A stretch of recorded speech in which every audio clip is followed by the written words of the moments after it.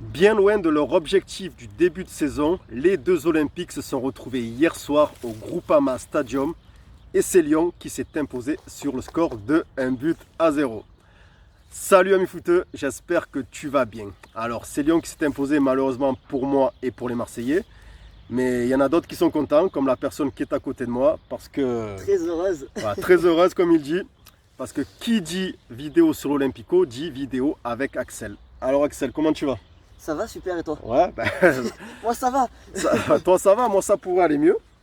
Donc du coup, Axel, je t'ai fait venir parce que maintenant les vidéos de Lyon, quand tu seras dispo, je les ferai avec toi. Voilà, si tu es dispo évidemment. Toujours. Et puis voilà, je vais procéder comme j'ai fait avec Pascal la dernière fois, le supporter de Montpellier. Ça va être une série de questions sur le match et aussi sur les deux clubs. Et je te demanderai tout simplement d'y répondre. Voilà, avec objectivité, honnêteté, comme tu sais le faire. Allons-y. C'est bon, sinon tu ne serais pas là. Alors Axel, première question. Qu'est-ce que tu as pensé de ce match et est-ce que selon toi, Lyon méritait sa victoire? Moi, je suis content du match. On fait une première mi-temps plutôt aboutie. Plutôt. Parce que je ne suis pas entièrement satisfait. Mais je suis content du fait qu'on a joué en équipe. On a su faire le dos rond toute la seconde mi-temps. Parce qu'on n'a pas joué en seconde mi-temps. On a laissé le ballon. Mais je suis content de ce qui s'est passé. On a joué en équipe. D'accord. Par contre, on a vraiment joué comme une équipe qui joue le maintien. Quoi. À faire le dos rond contre Paris, Le Havre-Paris, on a joué de la même façon. Je trouve que Lyon était meilleur hier soir. En fait, si tu regardes les occasions, Marseille, ils ont rien fait. Hormis Aubameyang, le piqué que Messalna saute sur la ligne, celle d'Harit que j'ai vu au résumé ce matin, Oui, parce qu'avec les fumigènes, je voyais que dalle. Axel était au stade, je précise, lui il était au stade. Et avec les fumigènes, le bruit et tout, j'avais même pas vu que le match avait commencé. Et j'entends juste un de tout le stade et je vois juste que O'Brien fait la passe à Lopez et qui dégage. Donc en fait pour moi celle-là elle a jamais existé parce que je l'ai pas vue. Mais bon, elle a existé. Voilà, c'est ça. Et après, il m'en manque une, il y en a eu 3 occasions, et celle où Lopez la dégage, où il fait une envolée, il la remet sur close, ou après il siffle hors-jeu. Oui, je vois tout à que fait. Monsieur Bastien, il n'y a pas hors-jeu Monsieur Bastien, parce que c'est Lopez qui la remet intentionnellement, mais bon ça, il n'a pas été bon hier soir. Je trouve qu'il a été très très gentil avec tout le monde, il a laissé les joueurs s'exprimer, et peut-être un peu trop, à mon goût. Donc tu penses que Lyon méritait sa victoire quand même? Sur la première mi-temps, ouais, après, en fait, c'est un match abouti pour quelqu'un qui joue le maintien, donc pour moi on le mérite. Ah, c'est bien, j'aurais pensé que tu allais plus dire oui, mérité, c'était logique, tout ça et tout.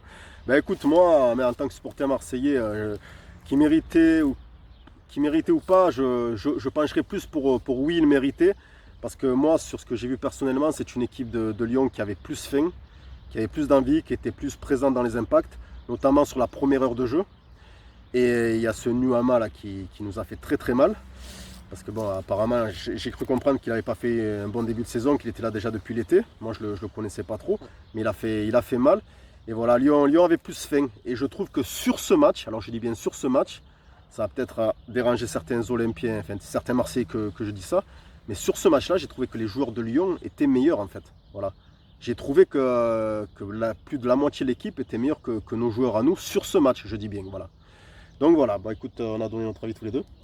On va passer à la question suivante.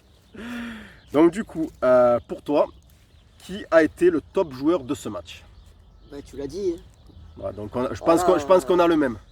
Du stade, j'en ai pensé à un autre parce que le fait que Tolisso soit sorti, Matic soit mis dans le milieu, du stade, c'était impressionnant. Il a été bon, un vrai métronome et qui a laissé une liberté énorme à Cacré pour courir. Il fait quasi 11 km, Matic en fait 10. Cacré, c'est pas le même Cacré du match aller, il y a quelque chose d'incroyable. Il a quelqu'un à côté de lui. Tu sais, Cacré, c'est facile, vous allez comprendre. En fait, il est bon avec les bons, nul avec les nuls. Donc, voilà. Donc, il a été très bon hier soir et il a été très nul au match aller. Donc, ça veut dire que ça sera peut-être pas un grand joueur, ce Cacré. Je lui souhaite, mais il faut qu'il se développe encore. Hein. Je vois ce que tu veux dire.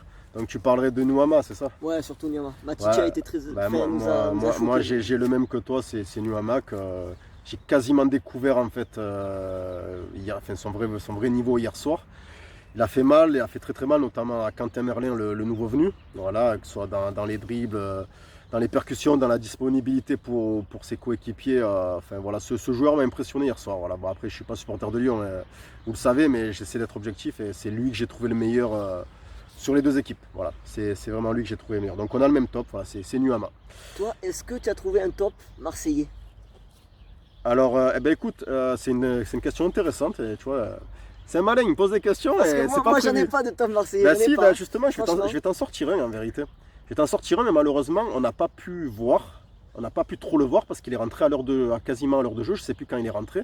C'est Klose. Ok. Voilà, j'ai trouvé qu'il y a eu un changement dans le jeu de l'OM quand Oui. Klose est rentré. Oui. Je suis d'accord Mais avec toi. c'est quasiment, c'est flagrant en fait.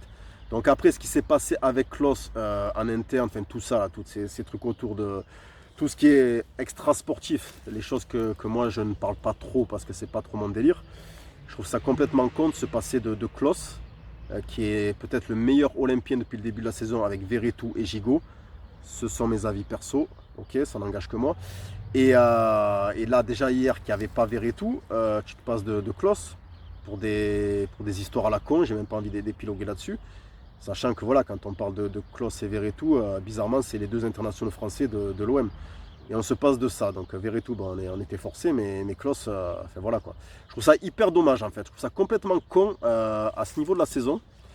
Sur ce match-là, on connaît la rivalité entre les deux clubs, on sait que c'est un match important de se passer de Klose. Alors est-ce que c'est encore de la politique sportive ou pas, j'en sais rien. Mais je trouve ça hyper dommage. Voilà. On aurait peut-être vu un autre match. Je ne dis pas qu'on aurait gagné, mais on aurait peut-être vu un autre match. Voilà. Donc du coup, le flop pour toi de cet Olympico?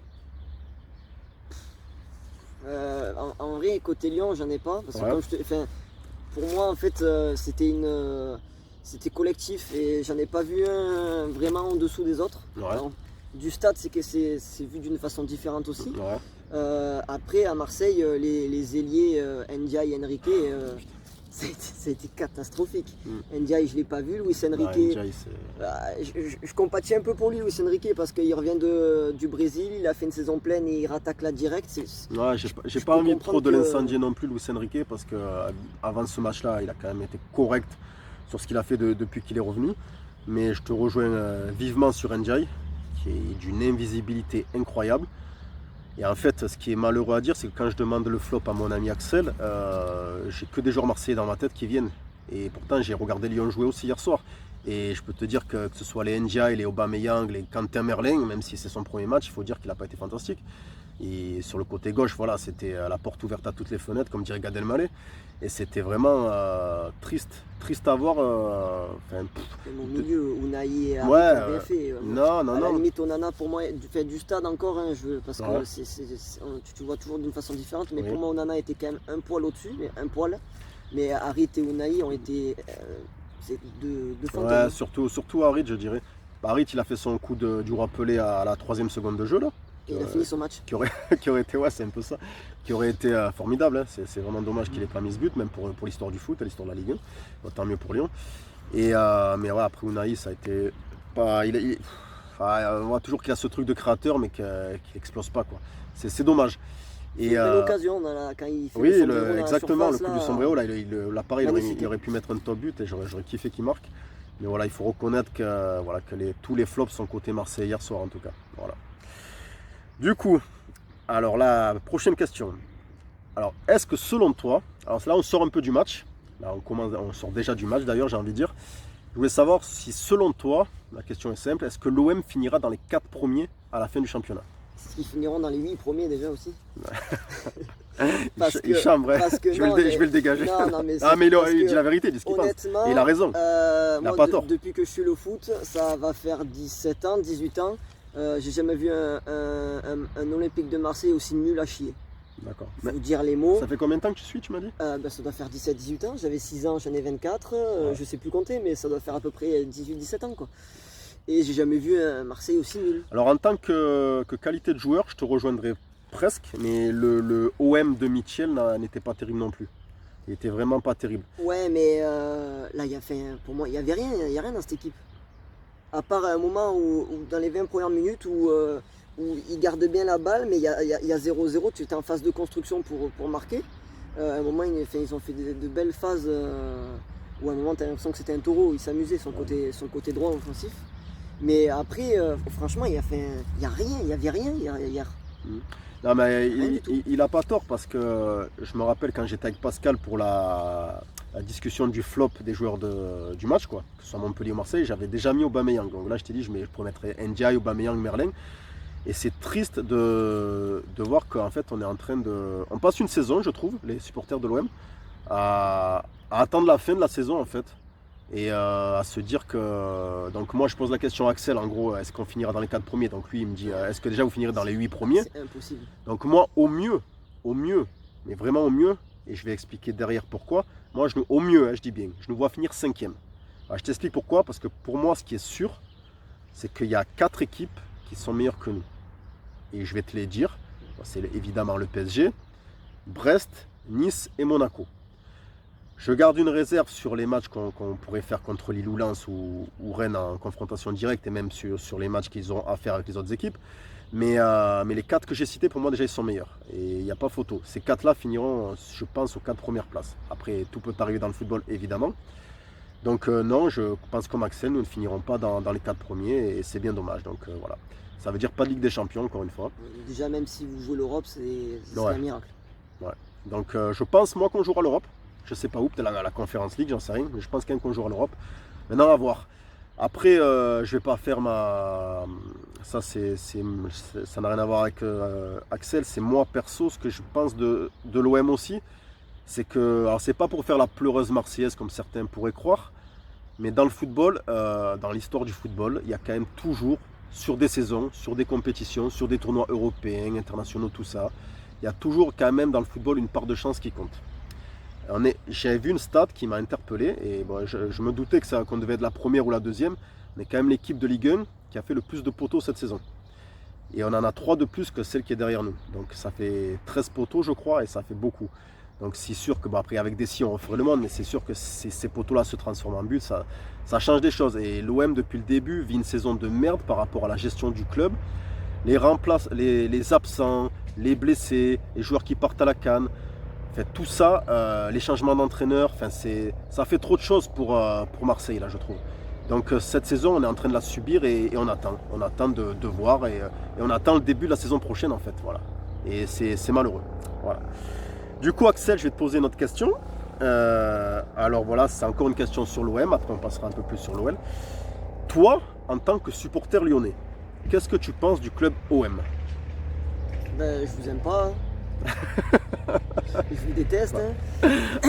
J'irai pas dire que c'est le club rival parce que on a une histoire avec Saint-Etienne et elle restera telle qu'elle est. Ouais. Le premier rival historique, ça restera et ça sera pour toujours Saint-Etienne. Après, en fait, c'est que de plus en plus, il y a beaucoup de haine.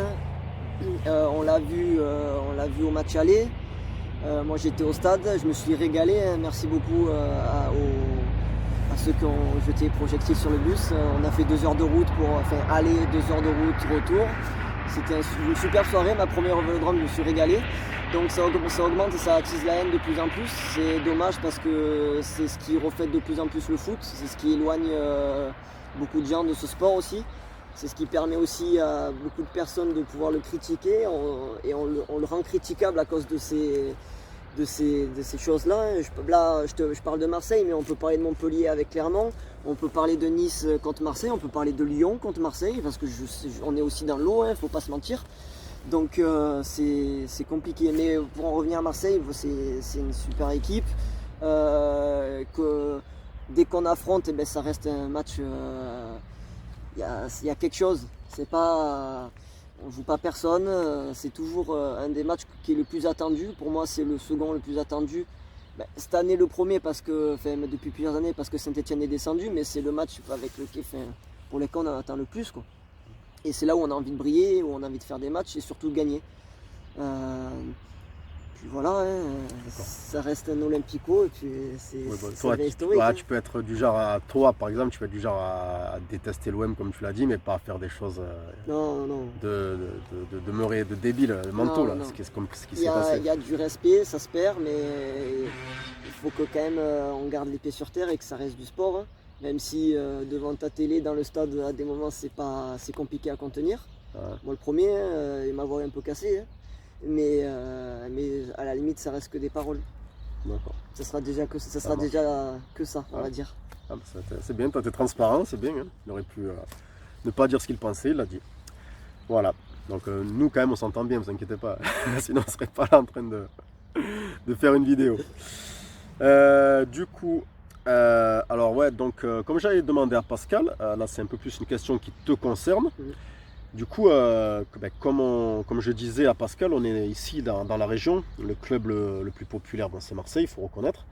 On a plus de supporters à Marseille que d'autres clubs en Ligue 1. Ouais. Donc toi, pourquoi Lyon? Moi, pourquoi Lyon? C'est simple. Hein, j'étais chez mes grands-parents. Je devais avoir 7 ans, 6-7 ans. Non, 7 ans, parce que c'était après la Coupe du Monde 2006 où j'ai découvert le foot. Et en fait, il y avait Lyon-Paris. En fait, c'était un match à la télé tout simple, tout basique, quoi. J'étais chez mes grands-parents, je commençais à jouer au foot, j'avais commencé le foot, j'adorais ça, j'étais piqué complet. Et je me suis dit, ben vas-y, en fait, moi, dans ma famille, personne, ils aiment le foot comme des gens qui regardent ça à la télé, Ouais. mais on n'est pas supporter. Mon père, il s'en fiche complet, quoi. D'accord. Donc, en fait, moi, j'ai pris ma Ah, propre je savais décision. pas ça, d'accord. Et en fait, c'était Paris ou Lyon. Lyon a gagné, ben voilà, merci Karim Benzema, et puis voilà, quoi. D'accord, ouais. Ah, donc ça s'est passé comme ça. Ça s'est Ah, passé c'est comme bizarre, ça. des fois ça. Ouais, Ça c'est commence comme spécial, ça. mais Pascal, bon. c'était un peu pareil. Ouais, il m'a dit exactement. j'ai vu Montpellier gagner. Et C'est exactement ça. c'est fou, hein, c'est dingue. Au moins vous changez pas votre veste, hein, remarque. Non, et on n'est pas, c'est pas les autres qui décident pour nous. Ouais, je vois. Ouais. Bon, bah écoute, c'est bien. Du coup, on va revenir sur ton club. Selon toi, est-ce que Lyon finira dans les 3 derniers cette saison? Non, Non? c'est pas possible. D'accord, donc vous ne serez pas barragiste ni relégable. Non. D'accord, ok. Je pense comme toi. Et depuis le début, je dis que Lyon ne descendra pas, depuis le tout début. Du coup, finiront-ils dans la première partie du classement? Donc c'est-à-dire les 9 premiers. Non, on va pas abuser. Moi, je pense qu'on jouera entre la 10 et 14. Ouais, Pour être gentil, en fait, faut s'éloigner des. Là, on est 3 à être ex aequo au niveau points. Faut réussir à sortir de ce wagon-là pour les laisser se débrouiller entre eux pour savoir qui se maintiendra.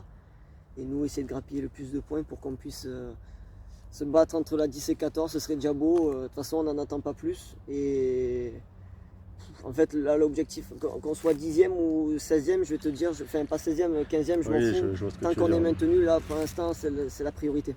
Ah, mais je pense que, ouais, moi, que, comme tu as dit, entre 10 et 14, mais je te dirais même plus vers 10 que vers 14, je pense. Vu un peu ce que vous avez, si vous êtes capable de reproduire ce que vous avez fait hier soir, vous êtes capable de finir 9 ou 10e, hein, franchement, je te le dis honnêtement. On verra. Ça m'emmerde de le dire, hein, parce que le foot ça va vite, hein, tu sais, ça va très vite. Hein. Tu fais 4 victoires, une bonne série, 4 victoires, nous on fait une mauvaise série, 4 défaites. Ça peut arriver, tout peut arriver. Je le souhaite pas, évidemment. Ben, on se retrouve au même nombre de points. Donc c'est incroyable, c'est ça qui est dingue dans cette Ligue 1 en fait. On a eu un bon recrutement cet hiver aussi, donc Très bon recrutement. donc bravo. moi Ouais. je suis content, satisfait. Franchement, Et puis j'ai hâte de voir la suite. ça marche. Ben, écoute Axel, je te remercie déjà d'être venu. Merci à toi. Et on va finir par un petit jeu, comme Ouais. j'avais fait avec Pascal. Voilà, tu me réponds. Si tu vas argumenter, t'argumentes. Si tu peux argumenter, t'argumentes pas.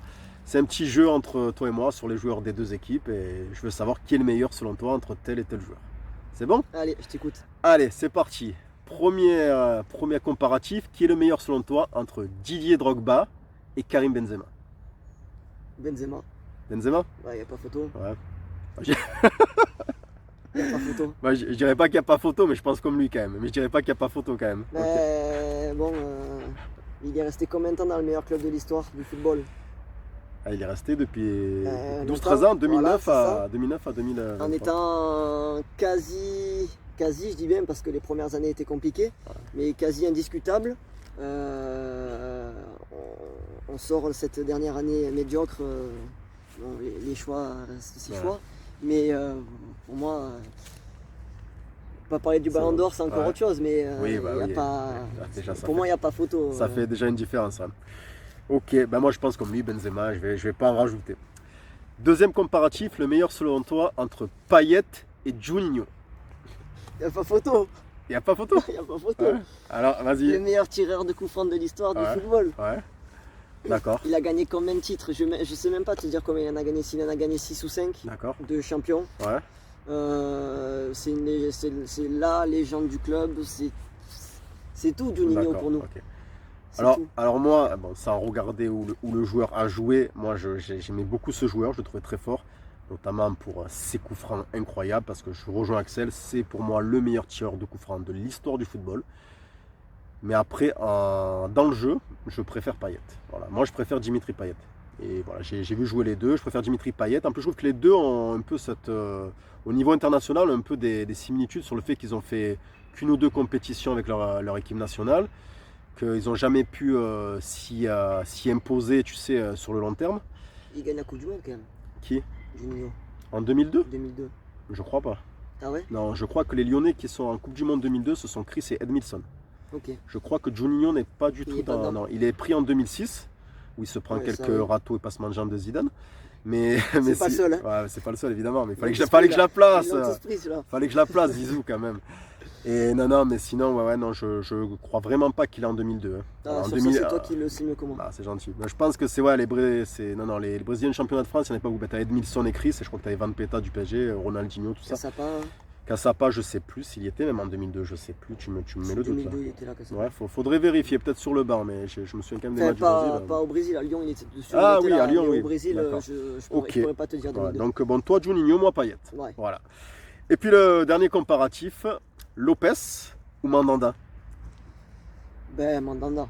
Oh, ça me fait plaisir. Bah non, mais Ça me fait vraiment c'est plaisir. bien, Lopez, c'est un bon gardien. C'était un bon gardien. Ça va faire plaisir aux Lyonnais. Ouais. Parce qu'il y en a qui l'idolâtrent un peu trop. Et il faut savoir se regarder dans le blanc des yeux et savoir quand on est mauvais. Et cette année, il est mauvais. C'est tout. D'accord. On repart sur les années d'avant où il nous a énormément apporté. Ouais, moi je le trouve bon. Moi, Malgré tout. j'aime pas le personnage, mais je trouve que c'est un bon gardien. Ça, c'est encore autre chose. C'est encore mais, autre chose. c'est sûr que humainement, de ce qu'il dégage, c'est vrai qu'il a beaucoup cette image de bagarreur et de cherche-merde. Ouais, et c'est plus dans le cherche-merde que bagarreur. Parce que Mais après, bon, Mandanda, c'est autre chose. C'est autre chose. Pour moi, c'est encore un autre niveau. Ouais, bah ça, écoute, ça me fait plaisir. Je m'attendais pas du tout à ce que tu me dises Mandanda en vérité. Fallait laisser Putain. quand même un Marseillais gagner aujourd'hui.